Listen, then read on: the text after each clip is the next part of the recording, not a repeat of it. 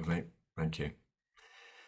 Okay, so the first point then is it's really everyone's responsibility, and it's what you're doing brilliantly already. The idea of growing the campaign, putting subscribers into our campaign. The more of this that you can do, every time you're out on a street stall, every time you're signing somebody up, you're helping make our campaign grow. And the more people we can have on the campaign, the more we can build up that momentum, because we end up getting people who can volunteer more, can help you out, and contribute in their own way to what we do. And part of that, of course, is to educate the public. So this idea that it's not a doorstep demand, untangling that, it's quite a tricky issue, and PR is quite a difficult thing to explain. But I think one of our jobs is going to be to try to break it down so that to make that much easier, and to help get the message across. Because if we feel that if people are able to say to articulate this on the doorstep, if they're able to talk to people knocking on their door, the politicians coming for votes, if they're able to say, well, we demand equal votes. We've been educated by Make Votes Matter and by the street stalls and all the other things that are happening, then we're more likely to put pressure on those MPs, particularly in target seats. We also need to get leads for the Alliance. So if you have, if the more people we get on board, the more subscribers we get, the more chance we get of getting people who might be closer to power to help put the pressure on MPs to make it a doorstep issue. So please bear that in mind. If you know anyone that can help from an Alliance perspective, anybody that's in the political world or anyone in media or entertainment, these are the kind of links that we need to make as well. And finally, which perhaps should have come first, donating, right? Donations can help with all of the above, and you'll be aware. And thank you so much if you've already contributed, if you've donated money to our crowdfunder, which we launched just a few days ago, and you'll be getting emails about. We're doing really well with that, and it helps. Every single pound that we get goes towards our campaign. It helps us produce those postcards, helps us get them out to you, helps us produce leaflets, helps in all manner of different ways. So please do share it as well. If you're even if you've donated already, please do share all the social media with friends and family as much as possible. Okay, so that's just a quick review of our aims, just to make it very clear what our aims are as an organisation. We wanted somebody else to talk at this point. Is Grace on the call from Unlock Democracy? I'm crossing my fingers. I don't see her. Grace is. I'll just introduce Grace as well. So Grace is a staff member for Unlock Democracy, and Grace also shares an office with the MVM team in London. I saw Grace join earlier, but just looking at the screen, Grace, are you there? Yeah, can you hear me? We can, thank you. Yes. Cool. I'm on an unfamiliar computer. Messing around with it, but yeah, just thank you so much to Sally and Andy for inviting me on tonight. I just wanted to talk very briefly about Unlock Democracy, which is, as Sally said, an organisation that works really closely with Make Votes Matter, to the extent that we share office space. So Unlock Democracy is an organisation that campaigns like Make Votes Matter. It's non-party aligned. We are members of all parties and none. But we campaign on a broad range of democratic reforms, including PR, but not limited to PR. So that's where the difference is. So some of you might remember Charter 88 from back in the day, and Unlock Democracy, to put it in some context, is the sort of successor organisation to Charter 88, and our aims and sort of philosophy are quite similar in some ways. So a project that I thought it would be good to talk to you about tonight, because it relates quite strongly to the campaign for PR, is something we've been working on for the last year or so with another organisation called Compass, which again, some of you may know. And the focus of this project is to get the opposition parties to adopt democratic reforms in their manifestos. So obviously PR is a big one of them, but we're also talking about so House of Lords reform, better devolution, so power practice closer to the people, and also upgrading the rules that govern the way that our MPs and our ministers behave, so we can sort of stamp out the cronyism and the sleaze that's dominated the last few governments. But of course, we think that PR is a sort of first order reform among those things. So we think if we can get PR, then those other things will become a lot easier to get. So that's why I'm here today, because obviously the work ties up really closely with the good work that Make Waste Matter are doing. So we're adhering to this project, and we're doing it for another year. So I think the news recently sort of coming out of the Labour Party has been very positive. Lots of the reforms we've been talking about are starting to hopefully become party policy. Obviously, there was a big successful PR in September at Labour conference, which was not just, was a huge coalition of organisations fighting for that, including Make Waste Matter. But anyway, so yeah, thank you again to Sally and Andy for giving a bit of time tonight to talk about that. I'm going to put a link in the chat if anyone's interested in finding more about that particular campaign. But otherwise, back to the brilliant Make Waste Matter team. Thank you, Grace. I think just to add to that, I think thanks very much for speaking, Grace. It's good to see you. And this is just to emphasise really the idea that we are working together as a democracy sector. There is lots of collaboration going on. We are talking together about slogans and about how we can get the message out in a coordinated way. So people often frequently ask questions, why do we all work together? That is happening definitely behind the scenes. So hopefully that answers some questions before they're asked. But at this point, thought I'd pass over to Klina to talk about the Good Systems Agreement. Thank you, Andy. Right, so the Good Systems Agreement, as many of you know, we launched in 2019, and one of the reasons for this was to finally kind of put to bed the eternal systems debate that's been raging on about electoral reform for over 140 years, and say, look, systems that meet these principles are good enough, and we don't all have to agree on one single system, because generally people prefer different systems because they've got different values, and as we know, values are really kind of fundamental things, which would be the reason we might be in different parties, for example. So it's not something that everyone's going to have the exact same favourite system on, but what we can agree on, and what we did agree over the course of 2 years from 2017 to 2019, we brokered this broad consensus between the parties that want PR, which is all of the parties aside from the big two, basically, in Britain.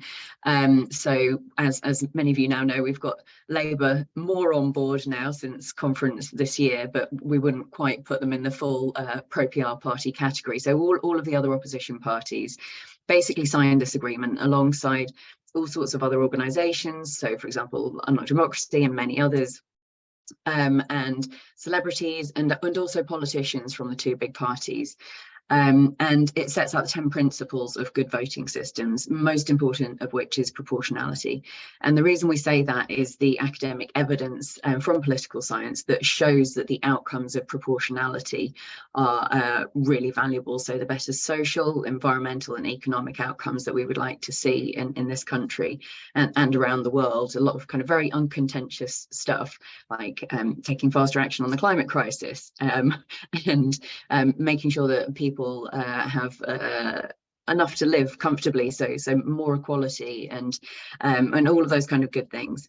And there are other principles which are very important as well, for example, accountability and local representation and diversity and so on and so on. And so it's kind of distilled down into this very short and sweet document, which is like the first time there's been a national accord like this. However, a few years later now, we're feeling it's very much the time to kind of bring this back into the public consciousness. And part of the reason for this is that we need to make sure that the parties who will basically get to decide whether or not there's electoral reform and what form it takes at the next election need to be really clear about what systems are acceptable and which systems are not. So, for example, we've always said that a system needs to be at least as proportional as the Scottish system for Holyrood. And that's because we don't want to go into the kind of the weeds of talking about electoral reform geekery, like the Gallagher index of proportionality and things like that. So we want to make it kind of really clear what the options are. We're now going to be producing a report which looks at these different systems that have been tried and tested in the UK and in other countries. So we'll be looking at the additional member system that's used in Scotland and Wales and the London Assembly and Germany, New Zealand. And we'll be looking at the single transferable vote that's used in local elections in Scotland, in Ireland, Northern Ireland, and Malta and other places. And we'll also be looking at list systems. List PR systems are actually the most commonly used ones in the world, but we will be advocating a specific type of list system if we're advocating one where any lists that are used are democratically determined. So that's one of the principles of the Good Systems Agreement. So rather than the parties getting to choose the sequence of how people appear on the list, the people actually get to choose that.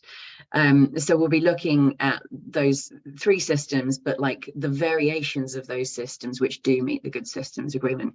And the intention of this is to be able to use it as a tool to talk with the parties and to consult with the people. So we'll be having focus groups and polling of supporters and trying to push that out as broadly as we can through all of our allies, through all of their networks, to make sure that the people are having a say about what they think about these kind of acceptable systems, acceptable in terms of the Good Systems Agreement, and then having that information available to share with the parties.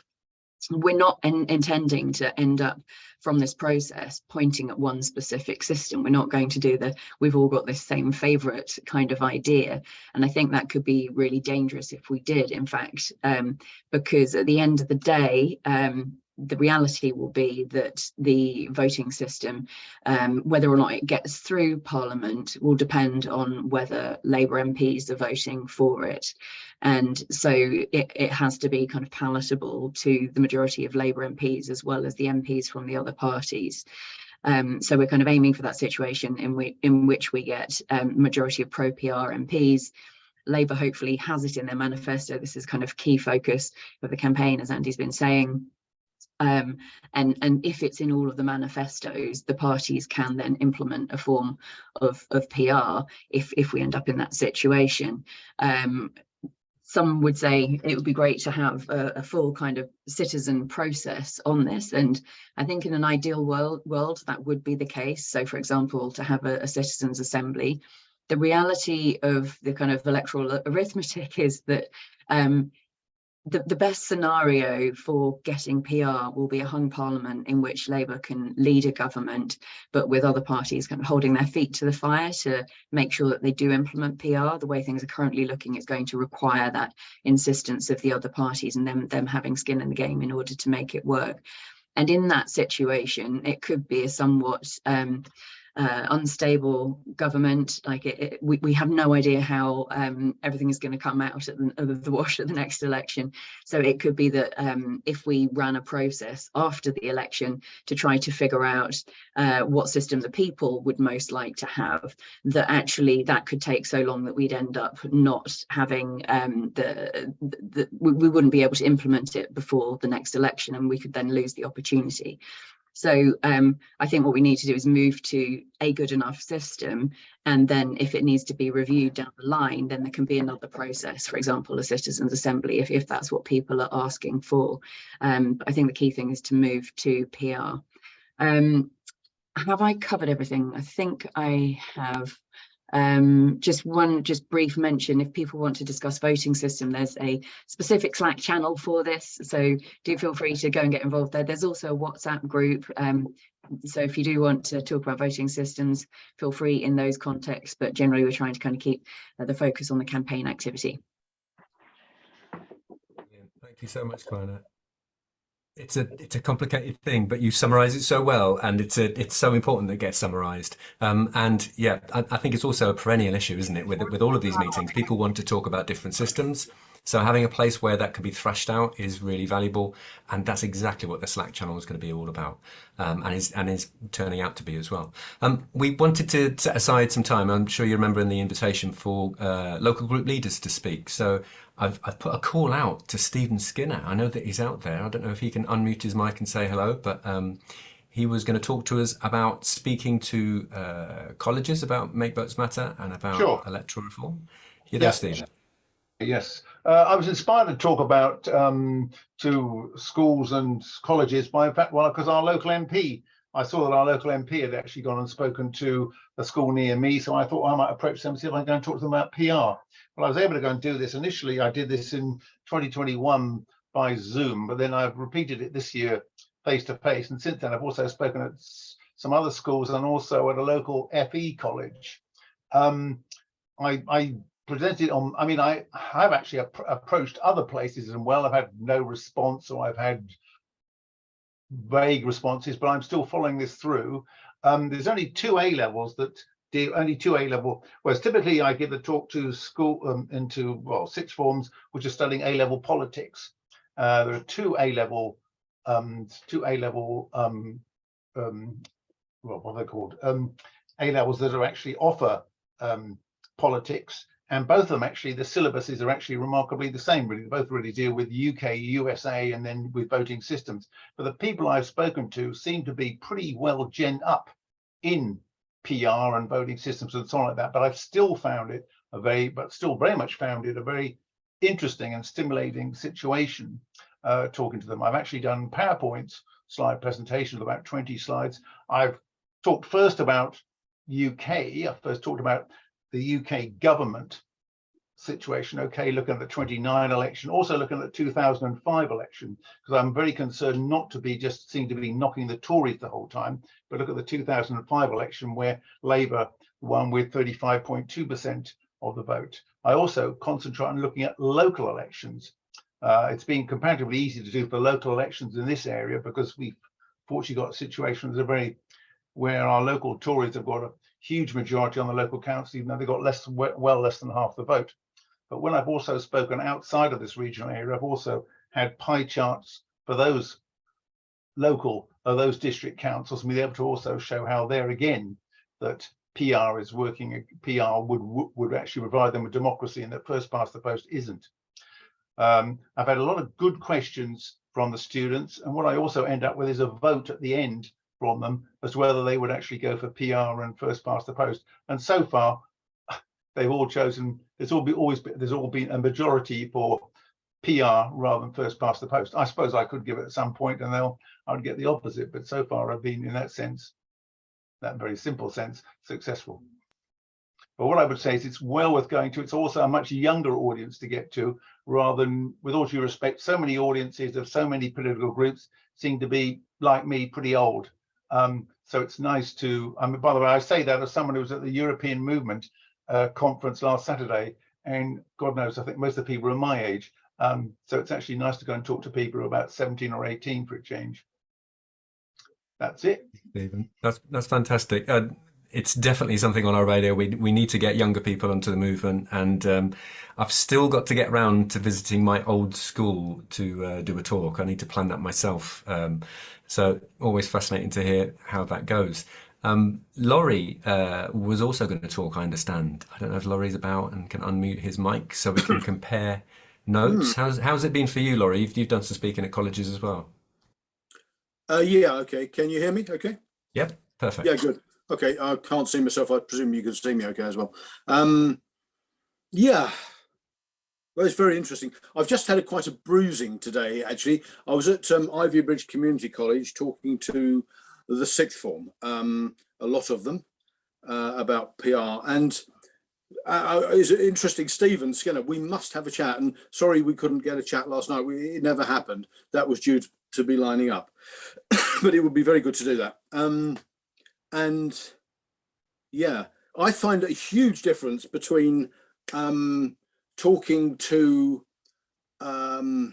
students who are doing politics and the average. I mean, this was the sixth form 17-year-olds who essentially know nothing nothing at all. None of them are doing politics. They know nothing about politics. It's completely anathema. At the moment, they're vastly more interested in the World Cup, understandably, you know.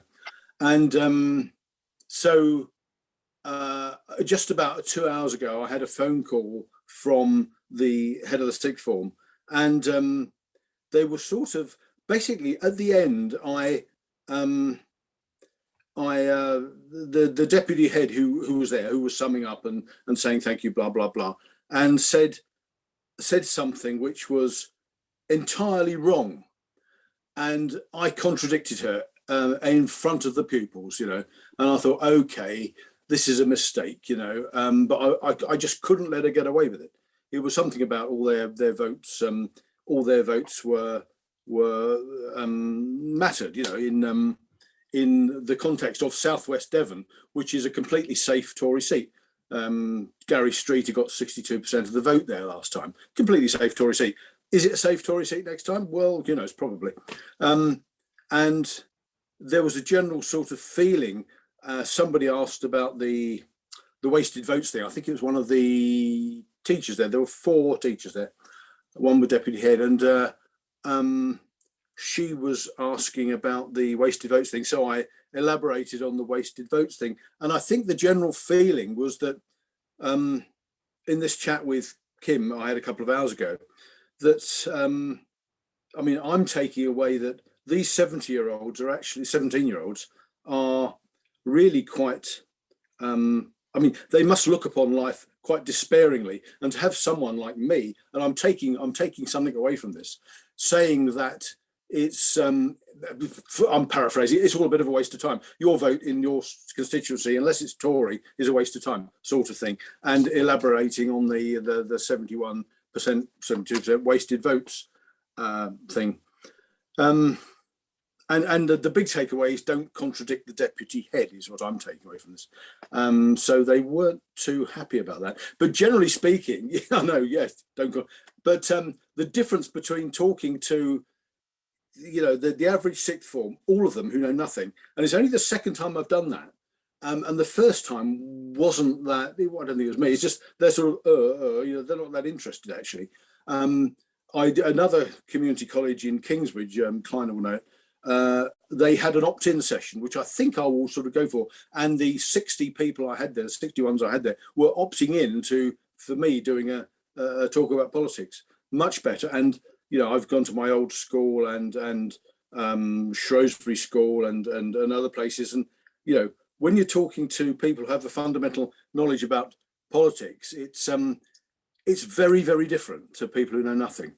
So I could carry on, and it'd be really interesting to have a chat with Stephen about this sometime, and whoever else. Laurie, I'll put my email on the chat to you, just to you. Okay. Okay. Yeah. We connected. Well, Yeah, we connected. I connected you anyway, didn't I? Yes. Yes, exactly. Okay. But that's what this is all about. We've given you a great opportunity to talk about the work that you're doing. Fantastic work. And you're also connected. And that's what this is about as well, isn't it? And also, you've provided me with a brilliant, cheesy segue, because I think what you're talking about is the differences in knowledge that people have, and the kind of common sense that we all feel about the electoral system. Yeah. And then students, you know, A-level politics students are going to feel as well, because they're studying it. The average person doesn't have the same understanding, doesn't have the same knowledge. And reading in the chat, people are interested in what we're going to say about doorstepping. Sally will get onto that in just a moment. But in my experience of doing that, vast majority of people are really not on the same page at all. Vast majority of people haven't even heard of first past the post.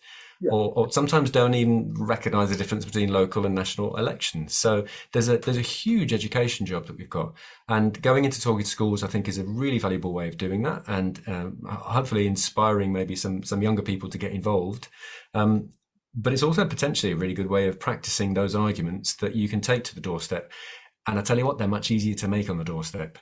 Can I make one point? 2 more points, yes, before we move on. I think it's good to talk about local elections as well, because actually you can show it's not only national elections, but also local elections where first past the post is also skews the democratic process. Yeah. Absolutely. Although remember that our campaign is just for the parliamentary system, but it's actually, yeah, it's perfectly illustrative on a very small scale, isn't it? Laurie, did you want to have another word before we move on? No, thanks. I forget it. Thank you. Move on. Bro, thanks very much again, gents. Thanks for your time. Okay, moving on. There'll be some other group leaders talking a little bit later on. I think we're on schedule. Wanted a quick word about the Slack. Okay, because it's such it's a powerful resource.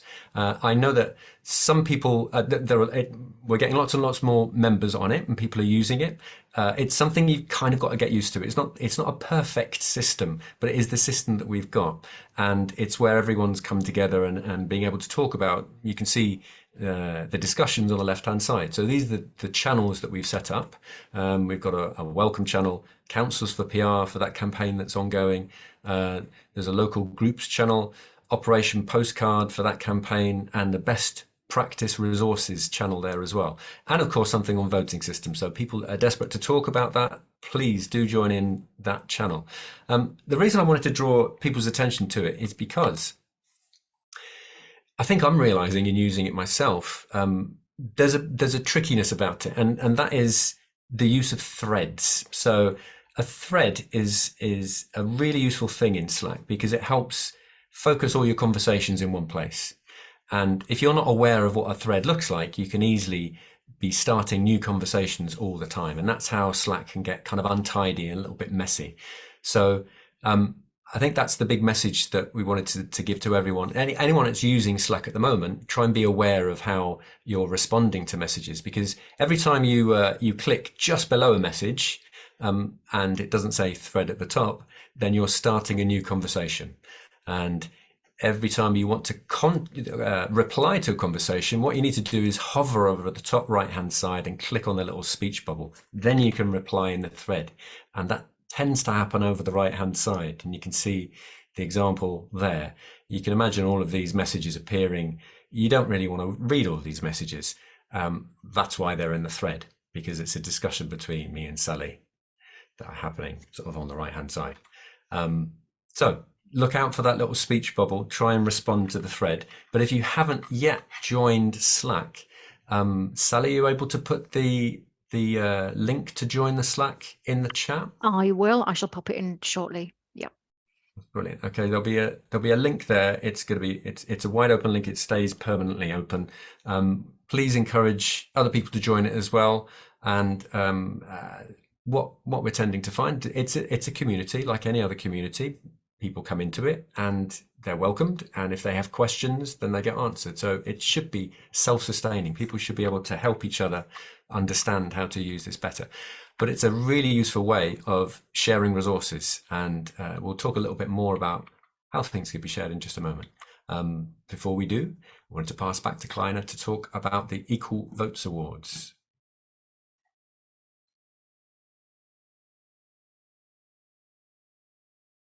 Can you unmute, Klina? I'm trying. I thought I'd silenced you. Okay. Just having a minor issue there with things popping up on my screen, so I couldn't actually get to the button to unmute myself. Yeah, thank you for that, and apologies for the delay there. So the Equal Votes Awards are happening next week. It's very exciting. We haven't been able to do these for a while because of COVID and various things, mainly COVID. And this time they're going to be at the National Liberal Club in London, and we are going to have Matt Green, the political satirist, hosting and doing some comedy and presenting the awards. There are 7 categories of awards, recognising everything from the grassroots to parliamentarians and media. And there will be 9 winners from those awards. So there's a couple of categories where there'll be 2 winners from the category. And it's going to be a bit of a kind of fantasy pants event. So there's going to be finger food and drinks. There's only capacity for 100 people at it. So we've been inviting various allies, parliamentarians, obviously all the nominees, and we were offering kind of 2 free spaces to each of the local groups, a local group leader and someone else, or local group leaders, and we are hoping to have a very kind of fun event. There'll be kind of music playing and networking afterwards, and photo opportunities. Basically, it's just a massive opportunity to recognise everyone who's really going above and beyond for democracy and equal votes. Of course, everyone's winners. And then there are some who are slightly more winners. We've already got heading towards 600 votes in. It was 558 at 11 a.m. this morning, so that's going really well. Yeah, if you have been invited already, please do RSVP ASAP. We're going to be sending out invites to the full list in the next couple of days, hopefully tomorrow, which people will be able to book tickets. We'll have different levels, so trying to make it accessible to people, but obviously there's quite a big cost for us to run this event. We, as usual, saving as much money as we can in all sorts of ways. So we've got a 50% off the venue and things like that, but it will be costing us some money. So we're hoping it can be a little bit of a kind of fundraising initiative as well. So everyone will have the opportunity to get a ticket, but for the main list mail out, it will be kind of first come, first serve. So hoping to see many of you there. Me too. It'll be a good celebration. And I'm looking forward to seeing Matt Green in the flesh as well. Okay, thank you, Klina. Moving on, we're going to talk briefly about Operation Postcard, which, you know, we launched in the last meeting. It's the campaign to get as many postcards on in the in tray of MPs as possible from here to, well, ongoing, as many as we can. We've got a new design that we've been shipping out to people. You'll know from the previous emails that we've sent that there is a link, and you can get this link to on the website as well to request more postcards. So if you're running low in your local groups, please do get in touch with us and we'll post these out. I posted some just yesterday. We've sent thousands of these things off now, and they're going around the country, and you can see that it's taking off. The social media aspect of it is just as important as getting them to land on the desk of the MPs, because we want to try to get a buzz about this on social media. We want to try and get this shared as much as possible. Now, one thing really important is if you can use the hashtag Operation Postcard, that would be brilliant. You can see that MVM Manchester have, and MVM Salisbury, and my own MVM Woking are using that as well. However, we've got some catching up to do. This is Twitter. If you search for Operation Postcard, you can see the first few are indeed Make Votes Matter. And however, if I scroll down, someone else did an Operation Postcard campaign, I think it was a year ago, and it was to bring back MacGyver on TV. All right. So this is a campaign that clearly got a lot of people passionate, and lots of photos of postcards here. You can see this is the kind of thing we want to see, but we want to see it for Make Votes Matter. Lots of photos of postcards, lots of photos of people posting postcards, about to write a postcard, maybe the front of the postcard as well. But we want to push MacGyver further down the list and make it all about our campaign, please. So if you can get your postcards up on Twitter and in Facebook and on social media generally as fast as you can, so that we can create that interest, then that would be absolutely brilliant. And yeah, I think that's it. There's obviously a channel on Slack as well for you to share best practice on that, and we're starting to generate some really good work there. So some groups have offered examples of things to put on the back of postcard. Other people have put images of social media, what they've done on social media there, just to keep things going. And so please do share on Slack as much as you can. Right, is Michael Jones with us from MVM Manchester? I haven't checked this yet. I don't know if he's around. Yeah, I'm here. Fantastic, Michael. Thank you very much for joining us.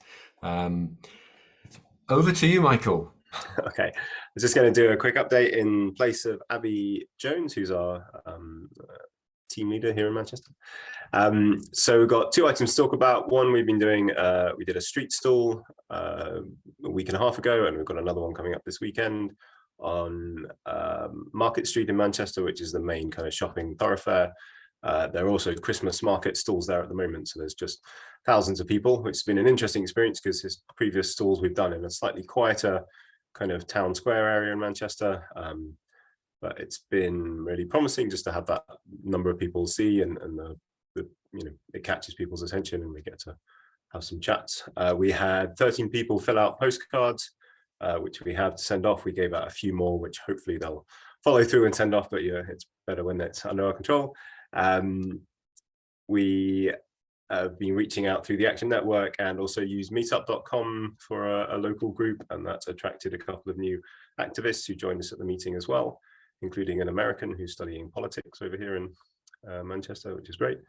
And yes, as mentioned, we'll be repeating that again this Saturday. We have one thing we did was, or Abby put together for people who weren't sure what to write on the postcard, we have a kind of a helper page with a set of phrases, some generic, some more specific to different parties. We don't obviously want the same phrase on every single postcard, but we also want people to be facilitated as much as possible. The other thing we've been getting up to is that every Tuesday in November, there's been a collaboration with the Inclusive Art History Club happening in Manchester. So this is run by a lady called Kirsty, who joined us with her 5-year-old for the suffragettes march we did at some point over the summer for an action day. And Kirsty runs this Inclusive Art History Club that uses a neurodivergent framework and sensory supported exploration, and includes 3 different languages or resources in 3 different languages, and looks at kind of, I guess, different parts of history through a lens of art. And Abby's been along making different projects, including a tiny clay ballot box and a tiny painted cardboard banner. Yeah, it's just really excellent to be involved with a sort of a local artistic movement as well, and sharing kind of knowledge and joy to people who are getting involved in that. So those are our 2 updates. Thank you. That's fantastic. Listen, Michael, you and Abby obviously so really busy up there in Manchester and very creative as well. Would you be happy to share that if people get in touch with you? Is that the sort of thing that you could give advice on? We'd be very happy to discuss with anyone who's interested. It is someone outside the group who's got like the lead on that Inclusive Art History Club, but we're very happy to discuss anything that's sort of come up there and share thoughts and ideas. And I know that Abby's on Slack. I don't know if you've joined her yet, but she can be contacted there for sure. So yeah, please do get in touch with her if you're interested. Was going to give a little sort. Thank you very much, Michael. Thanks for your time there. Is David Brown out there? Is Dave Brown joining us from London? He said he wasn't entirely sure that he could make it. Said it'd be. No, I said I would. He's there. Yes. Hello, David. Hi, mate. Yeah, you want me to say a little bit about what North London group have been up to? Go for it. Be nice to hear. Well, sorry, my microphone's fallen out. Well, having been a veteran of a few political campaigns, one thing that I noticed is that quite a bit of it is dog work. Stuffing envelopes, freezing your collies off on a street stall in January is not glam. So I try and give a little bit of an uplifting flavor to things, and because it's my nature, to be a little bit sort of gung-ho or chutzpah in there. And so I don't know why, but I came up with the designation Operation Postcard. And I'm quite miffed to know now that I am not the first to do that. But anyway, as Klina pointed out, it's quite, it's a fun title rather than a straightforward technical name. And so it's been adopted as the designation for the MVM's campaign. We're very happy to do that, David. You've also you've got the postcards out there, haven't you? I think you've been... Absolutely. Absolutely. We have a street stall every month at least. And on the street stall, any volunteers who turn up are getting a wad of postcards shoved in their hand to take away, because it is quite surprising. You may think you don't know many people who actually support the campaign until you talk to them. I mean, a guy I know who runs his own barbershop actually took a watch of them for his customers, and they're there in the shop. We also, you know, unless you ask, you don't get, and you'd be surprised who will be willing. You may be surprised who is willing to do it. We also have, like Manchester, we have a few bullet points or suggestions for people who are stuck for something to say. We try and encourage them to say what is coming from the heart. You know, obviously that has more cachet with the MP. But if they're stuck, you know, they can maybe check out a few of these points. In all the emails that are going out, the words Operation Postcard are mentioned over and over again, as is the phrase equal votes, because messaging is repetition. Unfortunately, misinformation is also repetition. So we've just got to make sure we're getting our message out over and over and over. And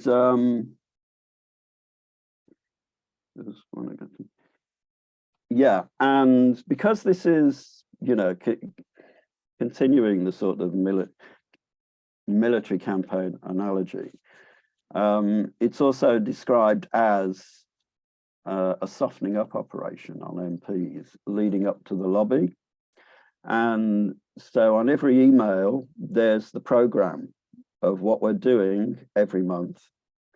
Besides street stalls, that also includes a photo opportunity when we deliver the postcards to an MP. And that, we did this with Keir Starmer last year. Yeah. That photo will go, not that it seems to be getting through yet, but anyway, that photo can go on Twitter. The thing with Twitter is it will, and also when we do the street stall, we do a photo. We have the MP's Twitter handle. We have the Twitter handle of their local office, so that it goes straight in. They know what's coming. And what we also found with this photo opportunity last year with Starmer is that if you send it with a letter to the local paper will often publish your letter with the photo. Don't sort of put down writing letters. You know, everybody thinks because social media is the thing now, it has no value, but letters are the second most read page of a newspaper, and MPs look at them because it's a sort of vox populi, and they want to know what their constituents are thinking. I'm going to interrupt there because just to say that you've been really successful in getting the letters in the local papers, haven't you? Yeah, and it's, you know, fantastic work and very generous as well, in as much as you shared it on Slack, just like Abby has. Course. Yeah, so please do get on the Slack and take a look at what David's putting out there. I'm going to move it on, David, but I thank you so much for your contribution. Appreciate that. Can I just sorry, yes, very go for it. Quickly, it backs up the democracy as a doorstep demand. I was at a luncheon last night, dinner, which is why I'm a little bit today. And there was an MP speaking, and they were saying, despite the rise of social media, that it is actually leafleting, you know, all the dog work, which is still what cuts through more than anything.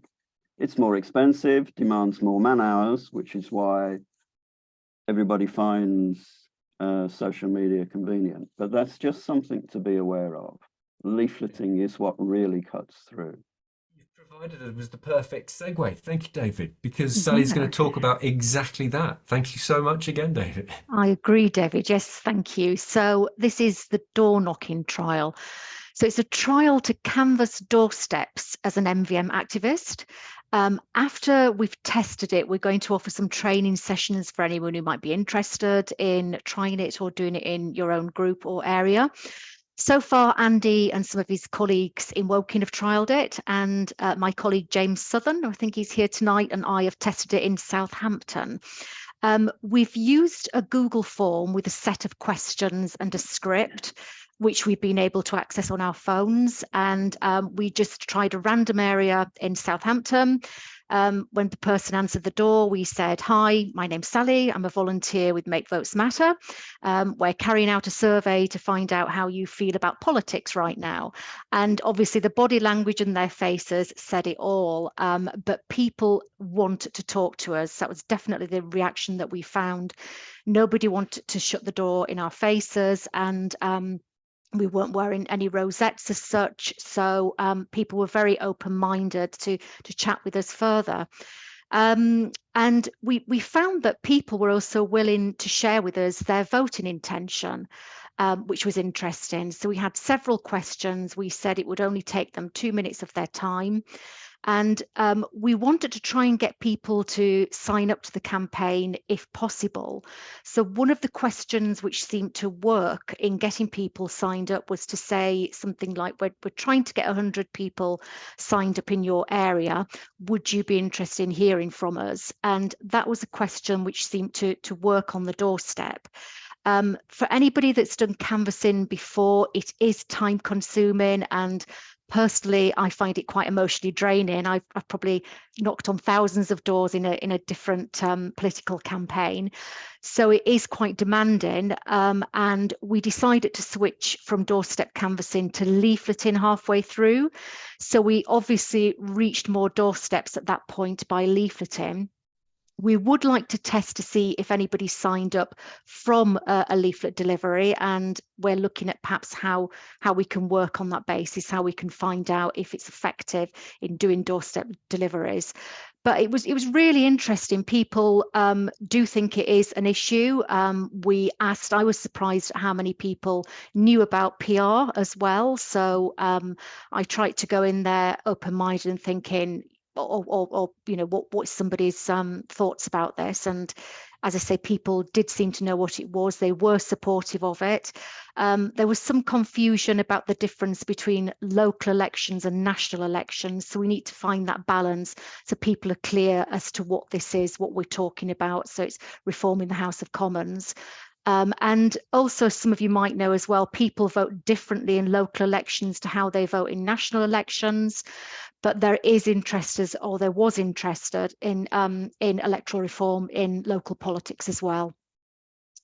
But as I say, we're trialing it further, and then as soon as we're at a point where we think we can share this and the script, we'll offer some training sessions, and are very happy to support and help anybody who wants to do the same, because it was enjoyable. Yeah, definitely. So yeah, thank you. Thanks a lot, Sally. I found it enjoyable. It's weird, isn't it? But I really did find it enjoyable, because it was it's kind of the opposite of when you're walking from door to door with a rosette on your chest. It's people when they realise that you're not from a particular party, they seem much more open to talk, and it felt like it was a really valuable way of getting the message out there and actually talking about the very basics, and getting people to realise that yes, votes are being wasted, and your vote in this particular area doesn't count if you vote in a particular way. And of course, it's a really good opportunity to get lots and lots of leaflets through the doors, which, as David was saying earlier, is a really valuable thing to do as well. And yeah, we are in the process of designing a new leaflet. That's one of the things that we'll be asking you about as well. There's a Slack channel, or the part of the creative channel on Slack is encouraging you to think about slogans that might go onto a leaflet, and we'll certainly bring that into the mix when we make decisions about that. Okay, moving on. We need to tell you about this. The People's Lobby is happening, and it's happening on the 28th of February. We want it to be enormous. We want it to be the biggest lobby that there ever was, and we want as many of you to be involved as possible, and we want to kick it off soon. So the idea is that we're gonna start fairly soon. We're gonna have two all activist calls in quick succession here. The next activist call that we've got scheduled is the 5th of December at 7 o'clock. I'm putting in the chat now the link to sign up to that.